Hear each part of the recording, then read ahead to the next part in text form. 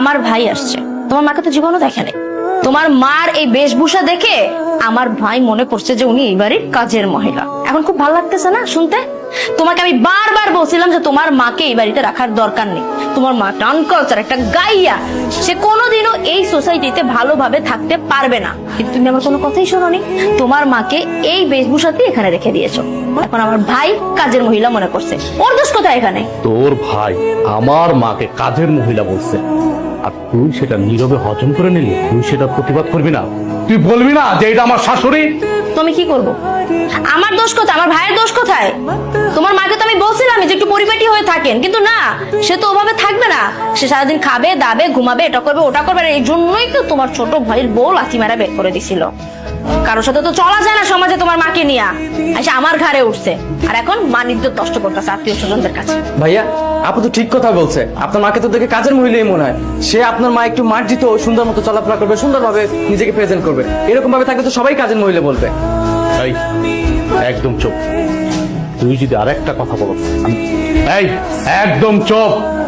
বেরো, বেরো আমার বাড়ি থেকে, বেরো। তাই তুমি আমার ভাইয়ের সাথে এরকম করছো কেন? তোর ভাইয়ের সাথে কি করবো? কি করবো তোর ভাইয়ের সাথে আমি? তোর ভাই আমার মাকে যা ইচ্ছা তাই বলবে, সেটা আমি নীরবে হজম করে নিব মনে করছি? কোনোদিনও না। আমি হজম করার মতো ছিলেন। এই, তুই বেরো আমার বাড়ি থেকে, বেরো, বেরো। পাউল জানি তো টাকা।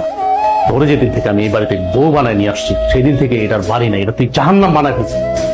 তুই আমার মায়ের যে অত্যাচার গুলা করছিস, আমি এতদিন মুখ বুঝে সহ্য করছি। কেন সহ্য করছিস জানো? আমি মনে করতাম তুই এই নিয়ে শুদ্ধাবি, এই নিয়ে শুদ্ধাবি না।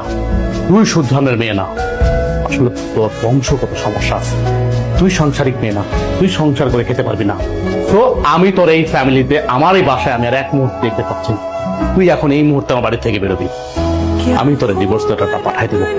বের হ আমার বাড়ি থেকে, বের হ। বাবা থাক না, এসব বাদ দে। মা, তুমি কোনো কথা বলবা না। একটা মানুষের সীমা থাকে, ও সীমা লঙ্ঘন করছে অনেক আগেই।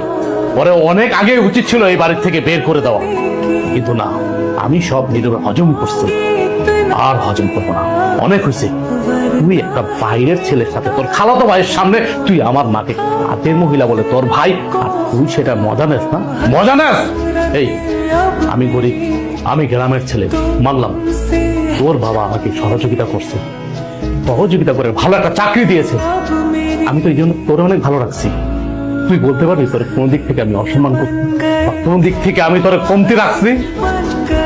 তুই আমার মার সাথে এমন করছিস কেন? এমন করছিস কেন? তো আমি তোর সাথে এখন কথা বলতে চাচ্ছি না। আমার মাথা রক্ত উঠে গেছে। তুই এখন এই মুহূর্তে আমার বাড়ি থেকে বের হবি। আমি তোরে ডিভোর্স লেটারটা পাঠাই দেবো। যা, বের হ আমার বাড়ি থেকে, বের হ। মা, তুমি কোনো কথা বলবো না।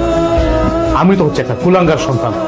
মারে দিনের পরে দিন অত্যাচার করছে, আমি নীরবে সহ্য করছি। কিচ্ছু বলিনি তোর, কিচ্ছু বলি নাই। কিচ্ছু না বলাতে তুই মাথায় উঠে গেছিস না?